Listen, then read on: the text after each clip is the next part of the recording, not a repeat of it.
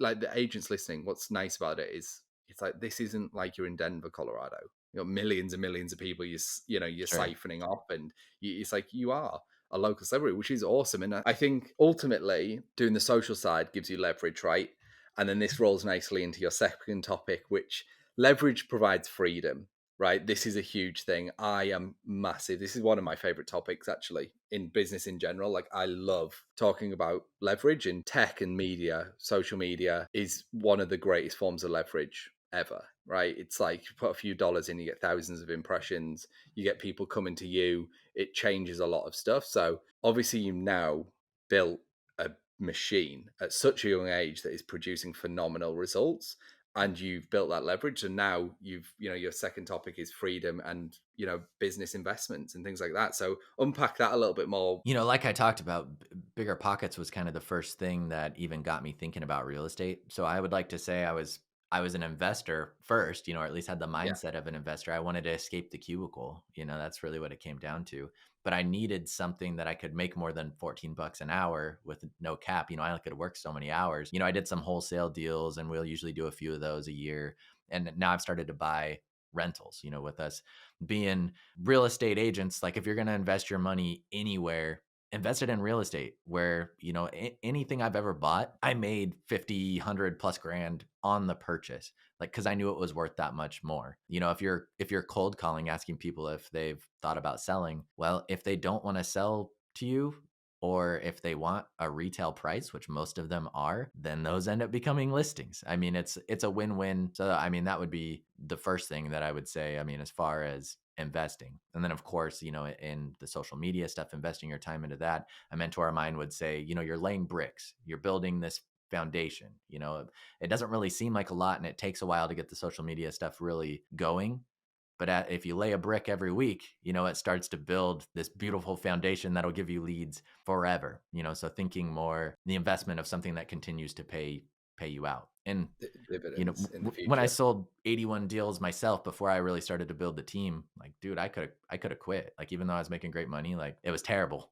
It was All hard. the life. That was, several years of dedicating 7 days a week. I mean, you start to get burnt out. And so that's the big thing with socking away money, putting that into the real estate investments that can pay me monthly with the rental income, thinking ahead, because I don't want to be, whenever, especially, with me being a young guy, I go to one of the real estate meetings here in my town. 90% of them have to be like older than my grandparents.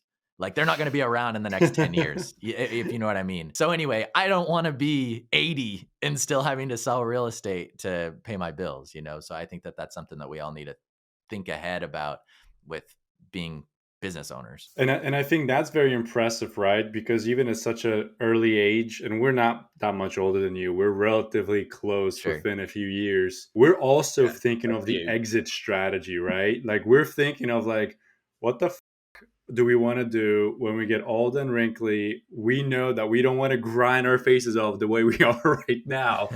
No matter what we do, we still will grind because that's how we're wired, and that, we're very high producers. But I don't think we want to do what we're doing now when we're 80, like you're saying. 100%.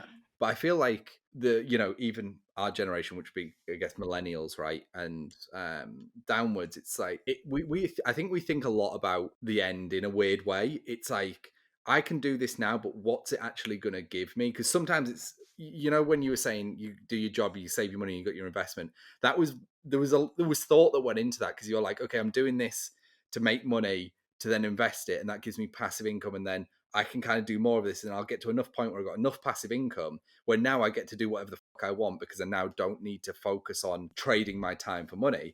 And I have like an exit strategy. I went to a real estate event not too long ago. This was just this year, now that I've actually started to build out the team. There's 7 of us now, including my videographer. I'm at this event, and they were talking about, oh, I don't want to grow a big team, or, like, oh, I would never want all the stresses of having a team, or, building this big business. And I started thinking, I'm like, I would not be sitting here in the seat, even at this event in Florida right now, if I hadn't have built a team this year.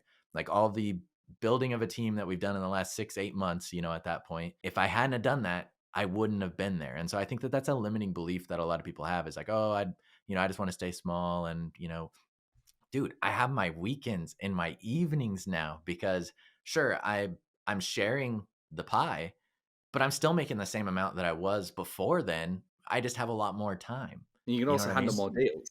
So eventually you'll make more than Oh you yeah. were solo because you can get more deals in and you've got your time. So now you've got money and time.